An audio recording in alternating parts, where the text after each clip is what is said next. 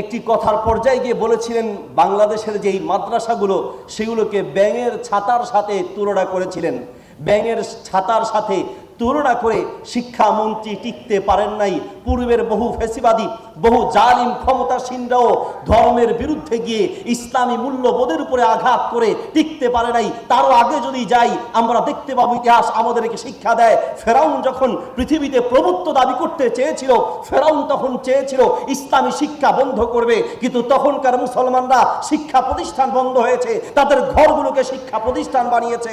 আমরাও বলে যেতে চাই, মনে রাখবেন আমাদের মুখ বন্ধ করা সম্ভব হতে পারে, কিন্তু ইসলামের উপরে আঘাত আসলে, ধর্মের উপরে আঘাত আসলে মনে রাখবেন আমার মুখ বন্ধ হবে। আমার মুখ বন্ধ হলে আমার সন্তান কথা বলবে, আমাদের নাতিপুতি কথা বলবে। প্রত্যেকটা মুসলমানের ঘর থেকে প্রত্যেকটা ঘর আমার ইসলামী শিক্ষার কেন্দ্রবিন্দু হবে ইনশাআল্লাহ, ঠিক কিনা? এখানে আমরা হয়তো সামান্য কয়েকজন মানুষ আমাদেরকে দেখতে পারেন, কিন্তু মনে রাখবেন এখানে এক একজন মানুষের পিছনে কোটি কোটি মানুষ রয়েছে। আপনারা হয়তো মনে করতে পারেন আমাদের হাতে তেমন কোনো মিডিয়া নাই, কিন্তু মনে রাখবেন আমাদের প্রত্যেকটা মসজিদ এক একটা মিডিয়া। আপনারা স্কুলগুলোতে যেইভাবে ধর্মীয় শিক্ষক নিয়োগ না দিয়ে সেখানে গানের শিক্ষক নিয়োগ দিয়ে দেশটাকে টিকটকার বানাতে চাচ্ছেন, দেশের এমনিতেই টিকটকারদের যন্ত্রণায় থাকতে পারছি না, ট্রেনের নিচে গিয়ে পড়ে, গাড়ির নিচে গিয়ে পড়ে, রাস্তার পাশে পড়ে থাকে, এই সমস্ত টিকটকারদের যন্ত্রণায় এমনিতে থাকতে চাচ্ছি না, থাকতে পারছি না।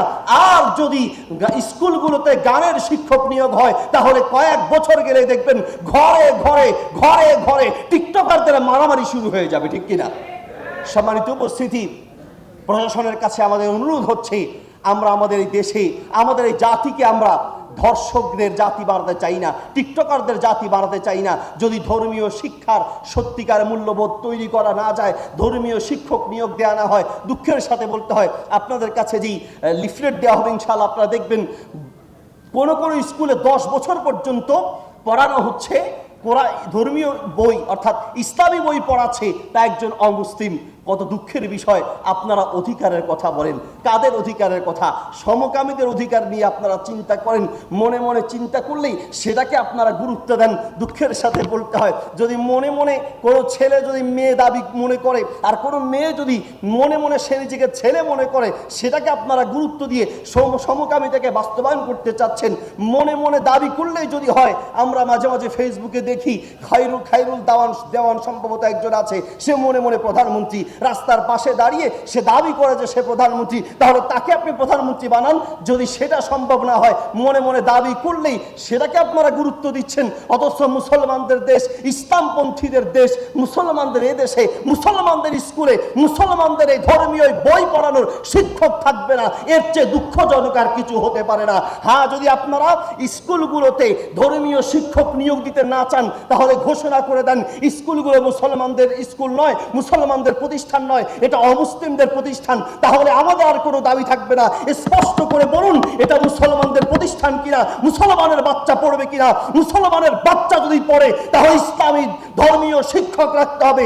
আর যদি বলেন রাখবেন না, তাহলে ঘোষণা দেন যে এটা মুসলমানদের প্রতিষ্ঠান নয়, এখানে মুসলমানদের ধর্মীয় বাচ্চারা, মুসলমানের বাচ্চারা পড়বে না, স্কুলগুলো ধর্মীয়, স্কুলগুলো মুসলমানদের প্রতিষ্ঠান নয়, এই ঘোষণা দেন। তাহলেই বুঝবেন একদিন সময় লাগবে না, সবগুলো স্কুল এমনিতেই খালি হয়ে যাবে, ঠিক কিনা?